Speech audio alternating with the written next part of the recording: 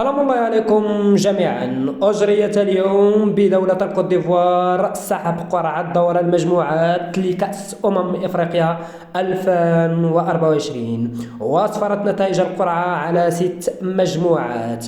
المجموعة الأولى تضم كل من منتخب الكوت ديفوار، نيجيريا، ثم غينيا الاستوائية وغينيا بيساو.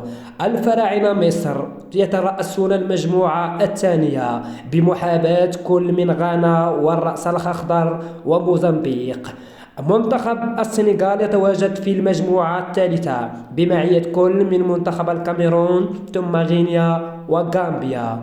ثعالب الصحراء يتواجدون في المجموعة الرابعة مع كل من بوركينا فاسو، موريتانيا ثم أنغولا. أما المجموعة الخامسة يتصدرها نسر تونس ثم مالي، جنوب إفريقيا، ناميبيا.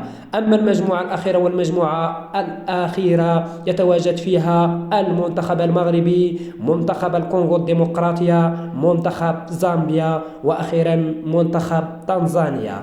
هذه هي نتائج قرعة دور المجموعات لكأس إفريقيا 2024.